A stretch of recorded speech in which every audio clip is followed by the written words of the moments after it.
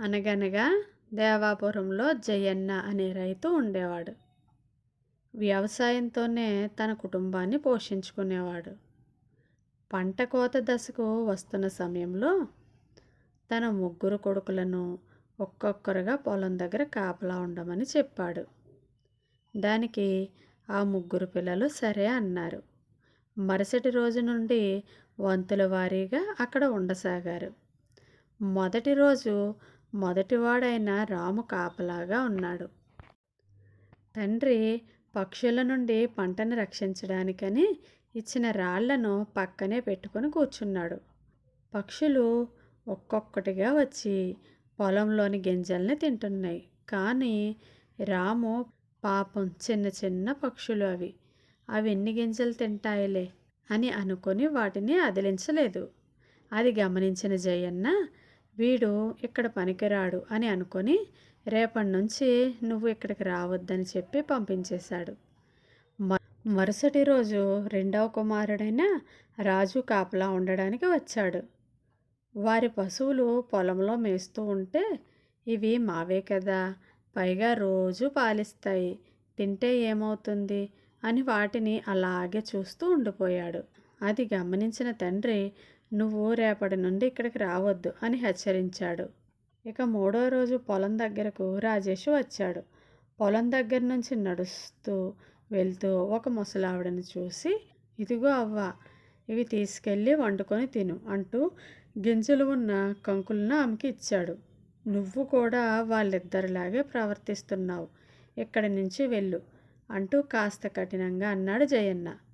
ఇక వీళ్లకు వ్యవసాయానికి సంబంధించి ఎలాంటి పనులు చెప్పకూడదు, లాభం మాట పక్కన పెడితే వీళ్ళ వల్ల నష్టమే జరిగేలా ఉంది అని అనుకున్నాడు. అలా కొన్ని రోజులు గడిచాయి. ఒకరోజు రాము వచ్చి, నాన్న, నాకు దుస్తులు కొనుక్కోవడానికి డబ్బులు కావాలి అని అడిగాడు.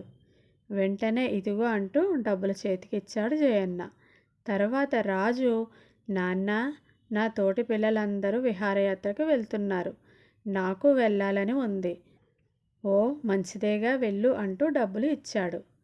ఇక మూడోవాడు రాజేష్ వచ్చి, నాన్న, నాకు ఏదైనా తినుబండారం కొనిపెట్టవా అని గారాబంగా అడిగాడు. వెంట పెట్టుకొని వెళ్ళి మరీ కొనిచ్చాడు. ఆ రోజు సాయంత్రం ముగ్గురు కొడుకులు కలిసి తండ్రి దగ్గరకు వెళ్ళారు. వారిని చూసి, ఏంటి ఇలా ముగ్గురు కలిసి వచ్చారు, ఏం జరిగింది అని వారిని పక్కన కూర్చోబెట్టుకొని అడిగాడు జయన్న. ఇతరులకు సాయం చేయడం తప్పా నాన్న అని అడిగాడు రాము. అప్పుడే జయన్న, అదేం కాదే, ఎందుకు అలా అడిగావు అన్నాడు జయన్న. మరి మేము పొలం దగ్గర మనకు పండిన పంటల్లో కాసిన్ని పక్షులకు, నోరు లేని మూగజీవాలకు, ఆకలిగా ఉన్న వృద్ధులకు ఇవ్వడం తప్పా నాన్న అని అడిగారు. అప్పుడు జయన్న చిరునవ్వు నవ్వి, మీరు చేసిన పనిలో తప్పు లేదు, స్థలం సందర్భం తప్పు అన్నాడు జయన్న. అదేంటి నాన్న అంటూ ఆలోచనలో పడ్డారు ముగ్గురు. మీరు ఎప్పుడైనా గమనించారా, అందరు రైతులు తమ పంట పొలాల్లో మొదటి భాగాన్ని పక్షులకని ఇంటి వాసారాల్లోనూ, పొలంలోని కంచెల్లోనూ, ఇంకా చాలా చోట్ల కట్టి ఉంచుతారు. అలాంటిది పంట కోత కాకముందే అది తినకుండా పాడు చేయడం సరైనదా? పశువులకు అందరూ సరిపడా ఆహారాన్ని సరైన పద్ధతిలో అందిస్తున్నారు.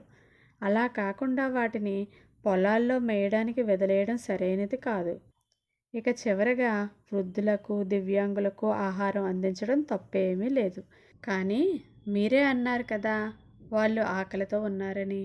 అలాంటి వాళ్లకు ఇవ్వాల్సింది ముడిధాన్యం కాదు, తినగలిగినవి ఇవ్వాలి. కాబట్టి ఏ పని ఎప్పుడు చెయ్యాలో అప్పుడే చెయ్యాలి.